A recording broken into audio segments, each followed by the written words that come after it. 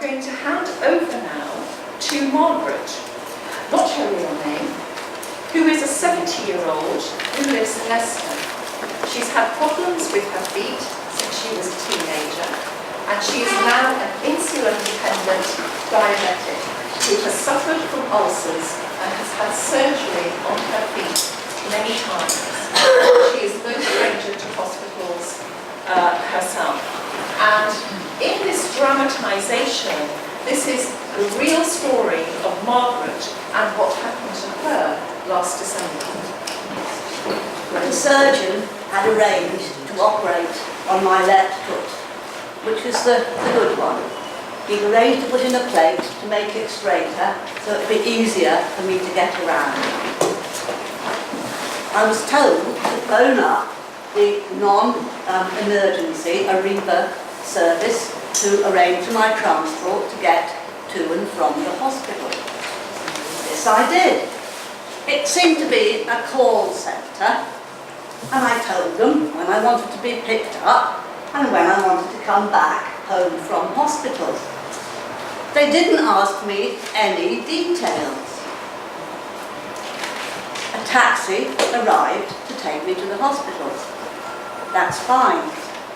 At home, I use crutches and a stair lift. But I do have a hand-controlled car, and I could get in and out of the passenger seat of the taxi. I also have a scooter, and I have a husband who is wonderful and who is my carer. On coming back from the operating theatre and re-entering the land of the living, I began to think about my left foot. I recognised immediately that it felt more comfortable and straighter than I could ever imagine. A nurse told me that the surgeon had realigned the bones as well as fitting the plate. I couldn't believe how good it felt. The home-going transport was booked for 11 o'clock the next day. At 10 o'clock in the evening, an Arriva lone driver arrived at the ward to take me home. The paperwork or whatever it was, or whatever they said, was done between the ward staff and the driver. And he took me down to the door of the hospital in a hospital wheelchair. When I got there, he asked if I'd mind waiting a bit because he had to go and collect another patient from another ward. I said no, but he soon returned, and he said that the other patient had been picked up by another crew. A crew, does that mean it's more than one person? I was shown the ambulance, and the door was opened on the side, and 2 narrow, steep steps were lowered for me to get into the car, into the ambulance vehicle. I looked at the ambulance and I said, well, can't I go in the back door? Isn't there a lift or a ramp that I could use? No, I could see that there must be a back door because there was a space for wheelchairs in the back of this vehicle. Anyway, no, you must use the side door, please. So, the driver stood behind me the whole time, holding the door. He would have made a very soft cushion for me to land on if I'd fallen backwards. With some difficulty, using my crutches, I managed to get up the first step. Now, I had been told by the physiotherapist in the ward to keep the weight of my foot, which had been operated on the heel of my left foot. If I had to put the weight down on it, to put it on the heel. So I tried very hard to do this and managed to get onto the first step. The balance was difficult because of my feet, my ears, my diabetes, and I felt very insecure. So I said, I can't do this, and wanted to get off the vehicle. No, you can't. I encourage you to go up the next step, the driver intimated.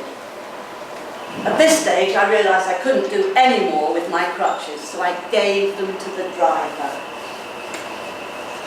And I held onto the door frame of the ambulance, and I tried to get up onto the next step.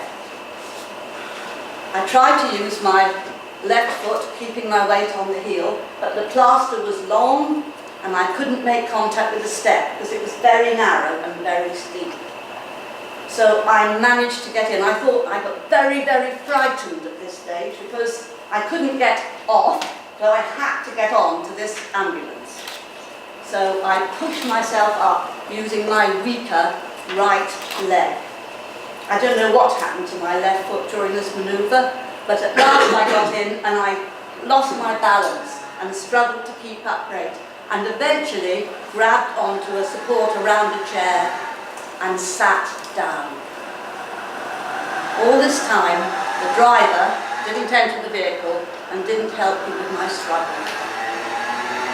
My foot felt so good after the surgery, and I wondered what had happened to it during this getting onto the ambulance. When we got home, I managed to struggle down the steps, hanging on to the door frame, and the driver gave me back my crutches and went to ring the doorbell. When my husband answered the door, he told me how nice I was. And he left me. He drove away, leaving me to struggle into the house with the help of my husband, with my crutches. When I got inside, I sat down in my easy chair and I spent the night there. I was tired, cold, stressed, pressurized and upset. And I wondered, my lovely left foot and how good it had felt, what had happened to it during this journey home. I could have got into the passenger seat of a car without really so much trouble. I wonder, crew, should there have been 2 people running that ambulance? Maybe there should. And had the driver been trained to deal with patients like me? I wondered again about my foot. Had I caused some trouble, some damage during this thing? I was told later that they should have asked me for a lot more details when I phoned up to make the appointment.